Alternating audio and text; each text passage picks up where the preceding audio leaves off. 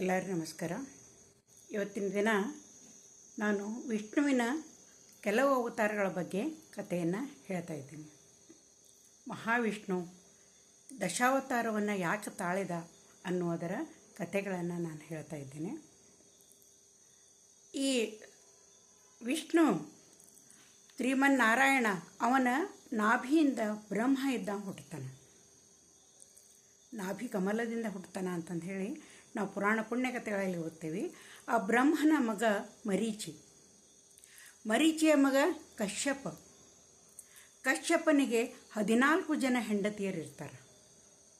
ಅದಿತಿ, ದಿತಿ, ಧನು, ವಿಶ್ವ, ಈ ರೀತಿ 14 ಜನ ಹೆಂಡಂದಿರಿರ್ತಾರೆ. ಅದಿತಿಯಿಂದ ಈ ದೇವತೆಗಳಿದ್ದವರ ಹುಟ್ಟುತ್ತಾರೆ. ದಿತಿಯಿಂದ ರಾಕ್ಷಸ ಕುಲ ಹುಟ್ಟುತ್ತೈತಿ. ಧನುವಿನಿಂದ ಮನುಷ್ಯ ಕುಲ ಹುಟ್ಟುತ್ತೈತಿ. ಹಿಂಗೆ ಈ ಒಬ್ಬೊಬ್ಬ ಹೆಂಡತಿಯಿಂದ ಈ ಸೃಷ್ಟಿಯ ಎಲ್ಲ ಚರಾಚರಗಳ ಎಲ್ಲ ಪ್ರಾಣಿಗಳ ಜನನ ಆಗ್ತೈತಿ. ಈ ಸರ್ಪಗಳು, ಗರುಡಗಳು ಎಲ್ಲ ಈ ಒಬ್ಬೊಬ್ಬ ಹೆಂಡತಿಯ ಉದರದಲ್ಲಿ ಜನಿಸಿ ಸೃಷ್ಟಿಯ ರಚನೆ ಇದ್ದದ್ದಾಗ್ತೈತಿ. ಆವಾಗ ಏನಾಗ್ತೈತಿ ಅಂತಂದ್ರೆ ಮೊದಲಿನಿಂದಲೂ ಈ ದೇವತೆಗಳಿಗೆ ಮತ್ತು ರಾಕ್ಷಸರಿಗೆ ಆಗಿ ಬರ್ತಿರೋದಿಲ್ಲ. ಅವರು ಈ ರಾಕ್ಷಸರಿದ್ದವರು ಯಾವಾಗಲೂ ಈ ದೇವತೆಗಳೊಂದಿಗೆ ಕಾದಾಡ್ತಾನೆ ಇರ್ತಾರೆ. ಅವರಿಗೆ ಉಪಟಳವನ್ನು ಕೊಡ್ತಾ ಇರ್ತಾರೆ. ಭಾಳ ಬಲಾಢ್ಯರಾಗಿರ್ತಾರೆ. ದೇಹ ರಚನೆಯಲ್ಲಿ ರಾಕ್ಷಸರು ಭಾಳ ಬಲಾಢ್ಯರಾಗಿರ್ತಾರೆ. ಅವ್ರಿಗೆ ಈ ದೇವತೆಗಳು ಅಂತಂದ್ರೆ ಆಗಿ ಬರ್ತಿರೋದಿಲ್ಲ. ಆನಂತರ ಇದು ಎಷ್ಟೋ ಕಾಲ ಮುಂದುವರಿತೈತಿ ಅವರ ಕಾದಾಟ. ಇವರಿಗೆ ವಿಪರೀತವಾಗಿ ಉಪಟಳವನ್ನು ಕೊಡೋದರಿಂದ ಆ ದೇವತೆಗಳು ಎಲ್ಲರೂ ಕೂಡಿ ವಿಷ್ಣುವಿನ ಕಡೆ ಹೋಗ್ತಾರೆ. ತಮಗಾದಂಥ ತೊಂದರೆಗಳನ್ನು ಹೇಳ್ತಾರೆ. ಇವರು ಹಗಲೆಲ್ಲ ನಮಗೆ ತೊಂದರೆಯನ್ನು ಕೊಡಕತ್ತಾರ ಅಂಥೇಳಿ. ಅದರಲ್ಲೂ ರಾಕ್ಷಸ ಕುಲದಲ್ಲಿ ಶುಕ್ರಾಚಾರ್ಯ ಹುಟ್ಟಿದ ಮೇಲಂತೂ ಅವ್ರು ಇನ್ನಷ್ಟು ಬಲ ಬರ್ತೈತಿ ರಾಕ್ಷಸರಿಗೆ. ಯಾಕಂದರೆ ಶುಕ್ರಾಚಾರ್ಯ ಅಂದರು ಈ ದೈತ್ಯರ ಗುರು. ಅವರು ದೊಡ್ಡ ತಪೋಬಲವನ್ನು ಪಡೆದವರು, ಅವರು ಮಂತ್ರಶಕ್ತಿಯನ್ನು ಪಡೆದವರು. ಹೀಗಾಗಿ ಅವರು ಆ ರಾಕ್ಷಸ ಕುಲ ಅಂದರೆ ಬಹಳ ಅಭಿಮಾನ. ಶುಕ್ರಾಚಾರ್ಯ ಭಾಳ ಪ್ರೀತಿ.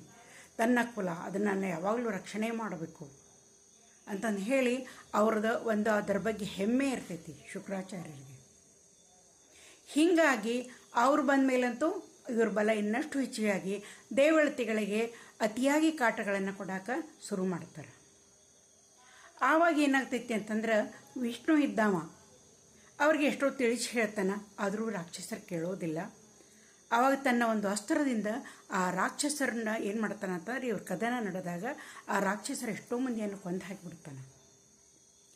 ಆವಾಗ ಉಳಿದಂಥ ರಾಕ್ಷಸರಿಗೆ ಭಯ ಆಕೈತಿ. ಭಯ ಆಗಿ ಅವ್ರೇನು ಮಾಡ್ತಾರಂದ್ರೆ ಈ ಶುಕ್ರಾಚಾರ್ಯ ಕುಟೀರಕ್ಕೆ ಓಡಿ ಬರ್ತಾರೆ. ಅವರು ಓಡಿ ಬಂದಾಗ ಶುಕ್ರಾಚಾರ್ಯ ಮನೆಯೊಳಗಿರೋದಿಲ್ಲ. ಅವರ ಪತ್ನಿ ಇರ್ತಾಳೆ, ಮಹಾಪತಿವೃತ್ತಿ. ಅವಳು ಏನು ಮಾಡ್ತಾಳೆ ಅಂದ್ರೆ ಶುಕ್ರಾಚಾರ್ಯ ಇಲ್ಲ, ನಂಗೆ ಈಗ ಇವರೆಲ್ಲ ನಮ್ಗೆ ಆಶ್ರಯವನ್ನು ಬೇಡಿ ಬಂದಾರ, ಇವರಿಗೆ ನಾ ಆಶ್ರಯ ಕೊಡಬೇಕು ಇವ್ರನ್ನ ಅಂತಂದು ಹೇಳಿ ಅವ್ರನ್ನ ಅಡಗಿಸಿ ಇಡ್ತಾಳೆ. ಆವಾಗ ಅವರನ್ನು ಬೆನ್ನು ಹತ್ತಿಕೊಂಡು ಈ ದೇವತೆಗಳೆಲ್ಲ ಬರ್ತಾರೆ. ಬಂದ ಮೇಲೆ ಅವ್ರ ಗುರ್ತಕ್ಕೈತಿ. ಈ ಕುಟೀರದೊಳಗೆ ಹೊಕ್ಕಿದ್ದನ್ನು ನೋಡಿರ್ತಾರೆ ಅವರು. ಆಮೇಲೆ ಆ ಪ್ರತಿವ್ರತೆ ಅವಳು ಅತ್ಯಂತ ಪ್ರತಿವ್ರತೆ ಆಗಿರೋದರಿಂದ ಅವ್ರು ಒಳಗೆ ಹೋಗೋಕೆ ಧೈರ್ಯ ಆಗೋದಿಲ್ಲ. ಆ ಹೊರಭಾಗದಲ್ಲಿ ನಿಲ್ತಾರವರು. ಆಮೇಲೆ ಇವರನ್ನು ಅನುಸರಿಸ್ಕೊಂಡು ವಿಷ್ಣು ಬರ್ತಾನೆ. ವಿಷ್ಣು ಬಂದ ಮೇಲೆ ಅವಾಗ ಆ ತಾಯಿಗೆ ಹೇಳ್ತಾನೆ, ನೀವು ಅವರನ್ನು ಹೊರಗೆ ಕಳಿಸು. ಸುಮ್ಮನೆ ಅವ್ರು ಹೆಚ್ಚು ಉಪಟಳವನ್ನು ಕೊಡ್ತಾರೆ. ಬಹಳ ಕಿರುಕುಳವನ್ನು ಕೊಡಾಕತ್ತಾರೆ ಅವರು. ಅವ್ರ ಕಿರುಕುಳ ತಡೆಯಲಿಕ್ಕೆ ಅಸಾಧ್ಯವಾಗುವಲ್ದು ನಮಗೆ ಅಂತ ನೀವು ಹೊರಗೆ ಕಳಿಸು ಅಂತ ಕೇಳ್ತಾರೆ. ಆಕೆ ಕೇಳೋದಿಲ್ಲ. ಇಲ್ಲ, ನನ್ನ ಆಶ್ರಯವನ್ನು ಬೇಡಿ ಬಂದಾರ, ನಮ್ಮ ರಾಕ್ಷಸ ಕುಲದವರು ಅವರು, ಅವರನ್ನು ರಕ್ಷಣೆ ಮಾಡೋದು ನನ್ನ ಹೊಣೆ. ಅದರಲ್ಲಿಯೂ ನನ್ನ ಗಂಡರು ಶುಕ್ರಾಚಾರ್ಯರು ಹೊರಗೆ ಹೋಗ್ಯಾರ, ಅದಕ್ಕೆ ನಾನು ಅವರನ್ನು ಹೊರಗೆ ಕಳಿಸೋದಿಲ್ಲ ಅಂತಂದು ಹೇಳ್ತಾಳೆ. ನಾರಾಯಣನಿಗೆ ಭಾಳ ಸಿಟ್ಟು ಬರ್ತೈತಿ. ಸಿಟ್ಟು ಬಂದು ತನ್ನ ಒಂದು ಅಸ್ತ್ರದಿಂದ ಅವಳನ್ನು ಕೂಡ ಸಂಹಾರ ಮಾಡಿಬಿಡ್ತಾನೆ. ಆಗ ಸ್ವಲ್ಪ ಹೊತ್ತಿಗೆ ಶುಕ್ರಾಚಾರ್ಯ ಇದ್ದವ್ರು ಬರ್ತಾರೆ. ಭಾಳ ಸಿಟ್ಟು ಬರ್ತೈತೆ ಅವ್ರಿಗೆ. ತಮ್ಮ ಪತ್ನಿ ಸತ್ತು ಬಿದ್ದಿರ್ತಾಳೆ. ಅನೇಕ ರಾಕ್ಷಸರು ಹತರಾಗಿರ್ತಾರೆ.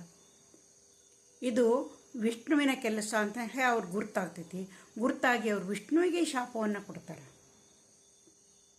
ನೀನು 10 ಸಲ ಈ ಭೂಮಿಯ ಮೇಲೆ ಹುಟ್ಟು ಅಂತಂದು ಹೇಳಿ ಅವ್ರಿಗೆ ಶಾಪವನ್ನು ಕೊಡ್ತಾರೆ ಅಂಥೇಳಿ ನಾವು ಅನೇಕ ಕೆಲವೊಂದು ಪುರಾಣಗಳಲ್ಲಿ ಈ ಕಥೆಯನ್ನು ನಾವು ಓದ್ತೀವಿ. ಮತ್ತು ಕೆಲವು ಕಡೆಗಳಲ್ಲಿ ಏನಾಗ್ತೈತೆ ಅಂದ್ರೆ, ಈ ಭೂಮಿಯ ಮೇಲೆ ಅಧರ್ಮ ಅತಿಯಾದಾಗ ಅಧರ್ಮವನ್ನು ಮೆಟ್ಟಿ ನಿಂತು ಧರ್ಮ ಸ್ಥಾಪನೆಗಾಗಿ ಭಗವಂತ ಅವತಾರಗಳನ್ನು ತಾಳ್ತಾ ಇರ್ತಾನೆ ಅಂತಂದು ಹೇಳಿ ಆ ಕಥೆಯನ್ನು ಕೂಡ ನಾವು ಕೇಳ್ತೀವಿ. ಒಟ್ಟಿನಲ್ಲಿ ವಿಷ್ಣು ದಶಾವತಾರಗಳನ್ನು ತಾಳ್ತಾ ಇರ್ತಾನೆ.